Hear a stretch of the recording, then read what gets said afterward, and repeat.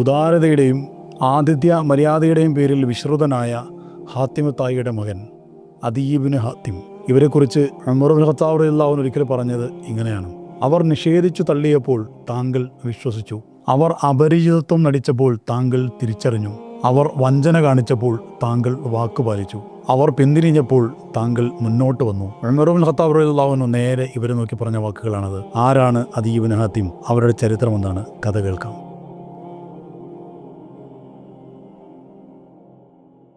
ഉദാരതയുടെയും ആരെയും സ്വീകരിക്കുകയും എല്ലാവർക്കും ധാരാളം സഹായങ്ങൾ ചെയ്തു കൊടുക്കുന്നതിൻ്റെയും പേരിൽ വിശ്രുതനായ വ്യക്തിയാണ് ഹാത്തിം തായി. ഹാത്തിം തായിയുടെ വിയോഗത്തോടുകൂടെ തൊയ്യ് പ്രദേശത്തിൻ്റെ അധികാരം മുഴുവനും മകനായ അദീ ഇബ്നു ഹാത്തിമിൽ വന്നു ചേരുകയാണ്. ആ സമയം മുഴുവനും ശുദ്ധമായ പ്രവാചകരെക്കുറിച്ചും ഇസ്ലാമിനെക്കുറിച്ചും കേൾക്കുന്നുവെങ്കിലും പുറം തിരിഞ്ഞു നിൽക്കുന്ന ചിന്താഗതിക്കാരനാണ് അദീ ഇബ്നു ഹാത്തിം. യുദ്ധാർജിത സമ്പത്തിൻ്റെ 1/4 ഭാഗം സ്വന്തമാക്കി വെച്ചിരിക്കുകയായിരുന്നു അദീ ഇബ്നു ഹാത്തിം. അത് അവരുടെ ഒരു സിസ്റ്റമായിരുന്നു. തിരുനബി സല്ലല്ലാഹു അലൈഹി വസല്ലമ തങ്ങൾ വിശുദ്ധമായ ദീനിൻ്റെ പ്രചാരണ പ്രവർത്തനങ്ങൾ വിശാലമായ രീതിയിൽ പരസ്യമായി നടത്താൻ തുടങ്ങുകയും ധാരാളം ഭരണപ്രദേശങ്ങൾ പലതും ശുദ്ധമായ ഇസ്ലാമിൻ്റെ കീഴിലേക്ക് വരികയും ചെയ്തുകൊണ്ടിരുന്ന കാലം. ഇതിങ്ങനെ വിശാലമായി അറേബ്യൻ പ്രദേശങ്ങളും അല്ലാത്തതും തിരുനബി സല്ലല്ലാഹു അലൈഹി വസല്ലമ തങ്ങളിൽ ലയിക്കുന്നത് കണ്ട് തൻ്റെ രാജ്യവും തനിക്ക് നഷ്ടപ്പെടുമോ എന്ന് അദീ ഇബ്നു ഹാത്തിം നന്നായി പേടിച്ചു. ഓരോ പ്രദേശവും ഇസ്ലാമിന് കീഴടങ്ങുന്നത്, ഇസ്ലാം ആശ്ലേഷിക്കുന്നത് വലിയ ഭയത്തോടു കൂടെയാണ് അദീ ഇബ്നു ഹാത്തിം നോക്കിക്കണ്ടത്.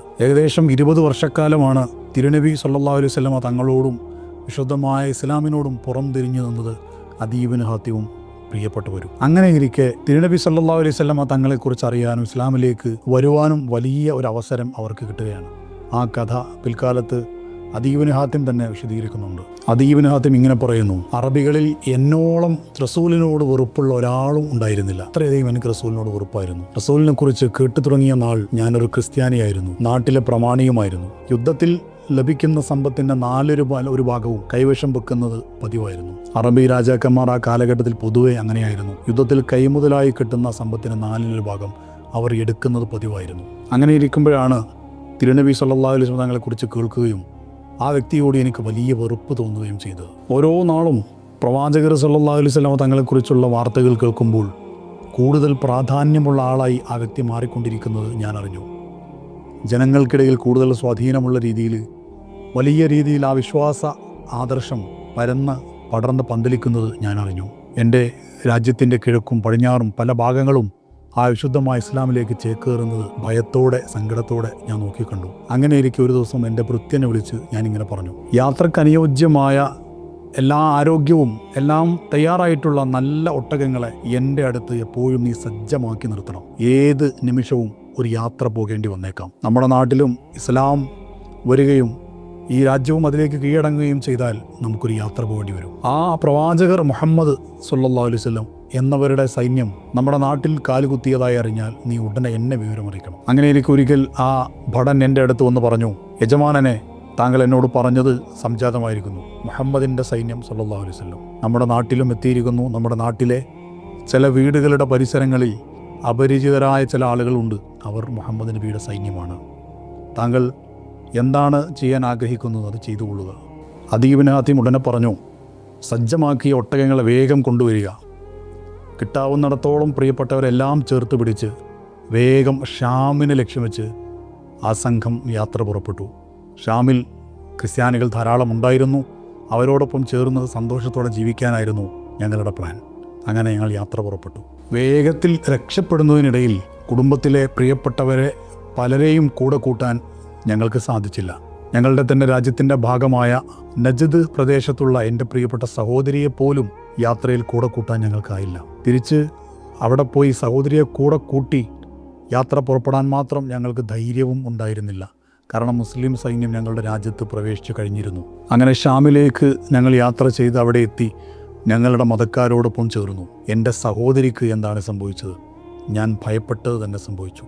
മുഹമ്മദ് നബി സല്ലല്ലാഹു അലൈഹി വസല്ലം തങ്ങളുടെ സൈന്യം ഞങ്ങളുടെ നാട് കീഴടക്കുകയും പലരെയും പിടിച്ചു കൊണ്ടുപോവുകയും കൂട്ടത്തിൽ എൻ്റെ സഹോദരിയെയും പിടിച്ച് തടവുകാരിയായി കൊണ്ടുപോയതായി ഞാൻ അറിഞ്ഞു. മദീനയിൽ മുഹമ്മദ് നബി സല്ലല്ലാഹു അലൈഹി വസല്ലം പള്ളിയുടെ ഏകദേശം അടുത്ത ഒരു സ്ഥലത്ത് തന്നെയാണ് എൻ്റെ സഹോദരിയെയും താമസിപ്പിച്ചിരുന്നത്. ഒരു ദിവസം മുഹമ്മദ് നബി സല്ലല്ലാഹു അലൈഹി വസല്ലം തങ്ങൾ നടന്നു പോകുമ്പോൾ എൻ്റെ സഹോദരി നബിയോട് പറഞ്ഞു: അള്ളാഹുവിൻ്റെ ദൂതരെ, എൻ്റെ പിതാവ് മരണപ്പെട്ടുപോയി. എൻ്റെ സംരക്ഷകനെ കാണാനുമില്ല.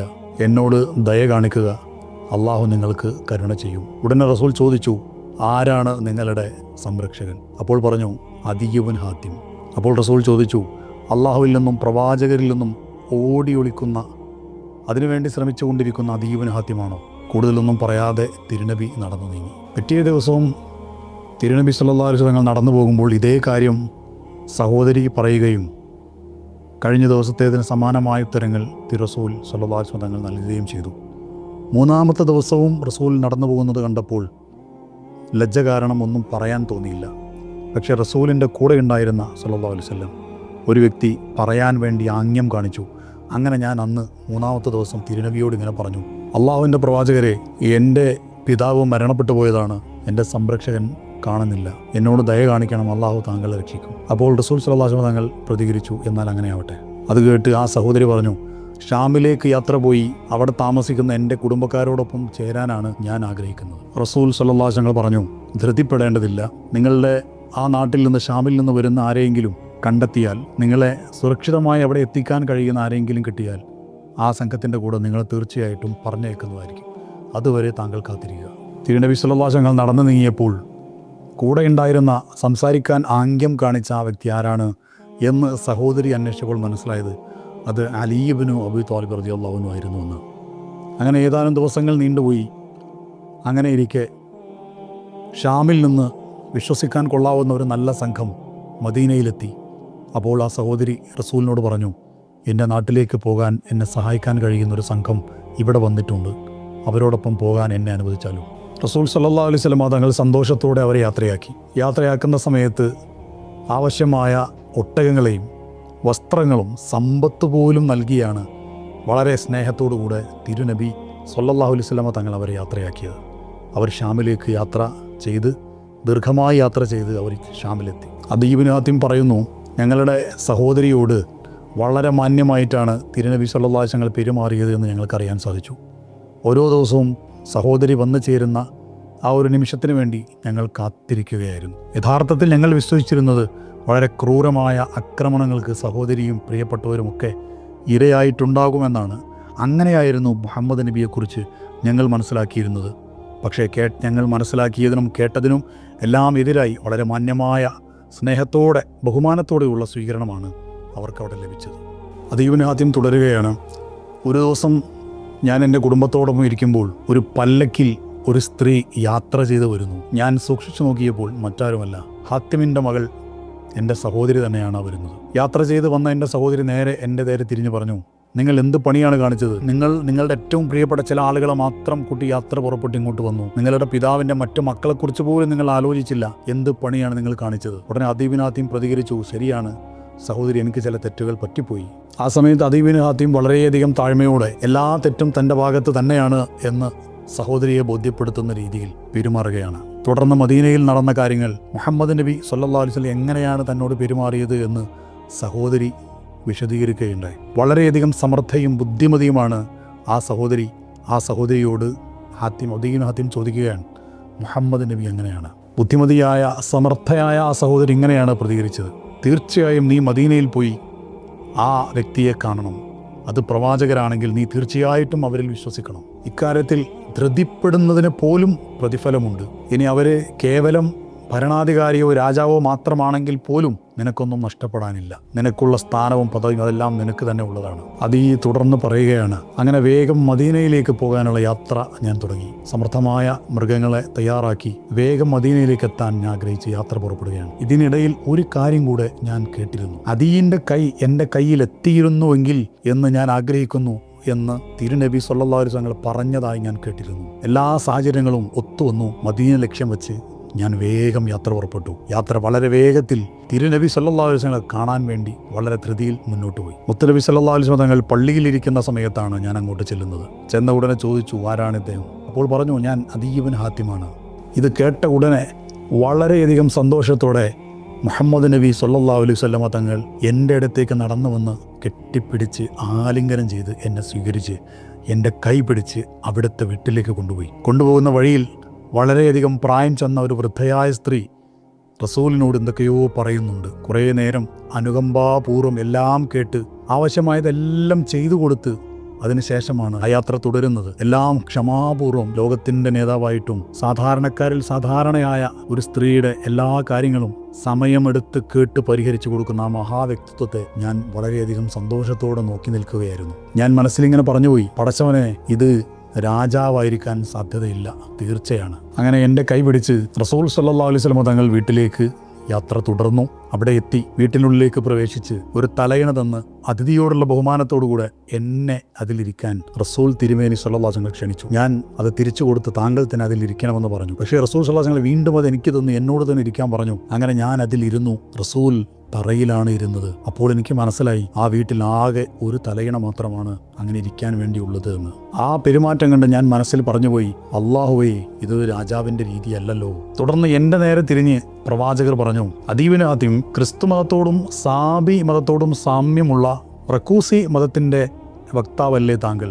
അപ്പോൾ അദീബിന് ആദ്യം പ്രതികരിച്ചു, തീർച്ചയായിട്ടും അങ്ങനെ തന്നെയാണ്. താങ്കളുടെ യുദ്ധത്തിലെ കിട്ടുന്ന സമ്പത്തിൻ്റെ 4/1 എടുക്കുന്ന സമ്പ്രദായം നിങ്ങൾക്കുണ്ടല്ലോ. അത് നിങ്ങളുടെ മതത്തിൻ്റെ നിയമപ്രകാരം അനുവദനീയമല്ലല്ലോ. ഇത്രയും കേട്ടപ്പോൾ ഞാൻ അത്ഭുതത്തോടെ മനസ്സിൽ പറഞ്ഞുപോയി, ഇതെന്ത് കഥ? എല്ലാം അറിയുന്ന രീതിയിൽ ആ മനുഷ്യൻ എന്നോട് സംസാരിക്കുകയാണ്. ഒന്നും ഞാൻ അങ്ങോട്ട് പറഞ്ഞിട്ടില്ല. ഇതൊരു പ്രവാചകൻ തന്നെയാണ്, തീർച്ച. ഞാൻ എൻ്റെ മനസ്സിൽ ഉറപ്പിച്ചു പറഞ്ഞു. തുടർന്ന് റസൂൽ എന്നോട് പറഞ്ഞു, അദിയേ, താങ്കൾക്ക് ഈ മതത്തിലേക്ക് വരുന്നതിന് എന്താണ് തടസ്സം? മുസ്ലിങ്ങൾ ദാരിദ്ര്യത്തിലും പ്രയാസങ്ങളിലും അകപ്പെട്ടവരാണ് എന്നതാണ്. അള്ളാഹുവാണേ സത്യം. മുസ്ലിമീങ്ങൾ ധാരാളം സമ്പത്തുണ്ടാവുകയും ആ സമ്പത്ത് സ്വീകരിക്കാൻ ഒരാൾ പോലും ഇല്ലാതെ വരുന്ന ഒരു ഘട്ടം ഈ ഉമ്മത്തിന് തീർച്ചയായും വരിക തന്നെ ചെയ്യും. തുടർന്ന് റസൂൽ പറഞ്ഞു, അതിയെ മുസ്ലിമീങ്ങൾ എണ്ണത്തിൽ കുറവും ശത്രുക്കൾ വളരെ കൂടുതലുമാണ് എന്നതാണോ ഇസ്ലാമിലേക്ക് വരുന്നതിന് താങ്കളെ തടയുന്നത്? അള്ളാഹുവാണേ സത്യം. ഒരു സ്ത്രീക്ക് ഖാദിസിയയിൽ നിന്ന് അള്ളാഹുവിൻ്റെ ഈ ഭവനം വരെ ഒറ്റക്ക് സുരക്ഷിതയായി യാത്ര ചെയ്യാൻ കഴിയുന്ന ഒരു കാലം വരാനിരിക്കും. അത്രയധികം മുസ്ലിമീങ്ങൾ വർദ്ധിക്കും. രാജാധിപത്യവും ആധിപത്യവും ഭരണവുമെല്ലാം അമുസ്ലിമീങ്ങൾക്കാണ് ഉള്ളത് എന്നതാണോ താങ്കളെ ഈ മതത്തിലേക്ക് വരുന്നതിൽ നിന്ന് തടയുന്നത്? അള്ളാഹുവാണേ സത്യം. ബാബിലോണിയയിലെ വെളുത്ത കൊട്ടാരങ്ങളുടെ കവാടങ്ങൾ മുസ്ലിമീങ്ങൾക്ക് മുമ്പിൽ തുറക്കപ്പെടുന്ന ഒരു കാലം വരും. ഹോർമുസിൻ്റെ മകൻ കോസ്രോയുടെ നിധികുംഭങ്ങൾ ഈ സമൂഹത്തിലേക്ക് എത്തുന്നതും വരാനിരിക്കുന്നതാണ് തീർച്ച.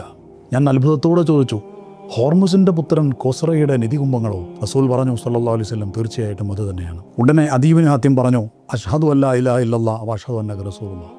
എനിക്കത്രയും ആ മഹാസത്യം ബോധ്യപ്പെട്ട് കഴിഞ്ഞിരുന്നു. നീണ്ട 20 വർഷക്കാലം എതിർത്ത് വളരെയധികം വെറുപ്പുണ്ടായിരുന്നൊരവസ്ഥയിൽ നിന്ന് ഏറ്റവും കൂടുതൽ പ്രവാചകർ സല്ലല്ലാഹു അലൈഹി വസല്ലം ഇഷ്ടപ്പെടുന്ന ഒരാളായി അദീബിന് ആദ്യം മാറുകയാണ്. അദീബിന് ആദ്യം ദീർഘകാലം ജീവിച്ചു. അവസാന കാലഘട്ടത്തിൽ അവർ പറയാറുണ്ടായിരുന്നു, 2 കാര്യം തിരുനബി സല്ലല്ലാഹു അലൈഹി വസല്ലം പറഞ്ഞത് സത്യമായി പുലർന്നു, മൂന്നാമത്തേതും തീർച്ചയായും പുലരും. അള്ളാഹുവാണേ സത്യം, അത് സംഭവിക്കുക തന്നെ ചെയ്യും. ഖാദിസിയയിൽ നിന്ന് ഈ ഭവനത്തെ ലക്ഷ്യമാക്കി നിർഭയയായി സുരക്ഷിതത്വത്തോടുകൂടെ സ്ത്രീ ഒട്ടകപ്പുറത്ത് യാത്ര ചെയ്യുന്നത് ഞാൻ കണ്ടു കഴിഞ്ഞു. കോസ്രോയുടെ നിധികുംഭങ്ങൾ പിടിച്ചെടുക്കാൻ പുറപ്പെട്ട അശ്വഭടന്മാരുടെ മുൻനിരയിൽ തന്നെ ഞാനും ഉണ്ടായിരുന്നു. ആ രംഗങ്ങൾക്ക് ഞാൻ സാക്ഷിയാണ്. മൂന്നാമത്തെ കാര്യം തീർച്ചയായും പുലരും, തീർച്ചയാണ്. ആ കാര്യം പുലർന്നത് ഉമർ ഇബ്നു അബ്ദുൽ അസീസ് റളിയല്ലാഹു അൻഹുവിൻ്റെ കാലഘട്ടത്തിലാണ്. മുസ്ലിം സമൂഹത്തിന് ധാരാളം സമ്പത്ത് ഒഴുകുകയായിരുന്നു. ഏതുവരെയെന്ന് ചോദിച്ചാൽ, സക്കാത്ത് വാങ്ങാൻ പോലും ആളില്ലാത്ത വിധം എല്ലാവരും സാമ്പത്തികമായ അഭിവൃദ്ധിയുടെ സന്തോഷത്തിൽ മുഴുകി ജീവിക്കുന്ന ഒരവസ്ഥയിലേക്ക് പിൽക്കാലത്ത് ഈ സമൂഹം വന്നു. തിരുനബി സല്ലല്ലാഹു അലൈഹി വസല്ലം നേരിട്ട് ഇസ്ലാമിലേക്ക് ക്ഷണിച്ച് ആ തിരുമുഖത്തേക്ക് നോക്കി നേരിട്ട് സന്തോഷത്തോടെ ഇസ്ലാം പുൽകിയ മഹാനരായ സ്വഹാബി ഉമർ ഇബ്നു ഖത്താബ് റളിയല്ലാഹു അൻഹു അഭിനന്ദിച്ച് പ്രശംസിച്ച ആ മഹാനരായ സ്വഹാബി അദീ ഇബ്നു ഹാത്തിം റളിയല്ലാഹു അൻഹു, അവരുടെ കൂടെ ജന്നാത്തുൽ ഫിർദൗസിൽ ഒരുമിച്ച് കൂടാൻ റബ്ബ് നമുക്ക് തൗഫീഖ് നൽകട്ടെ. ആമീൻ യാ റബ്ബൽ ആലമീൻ.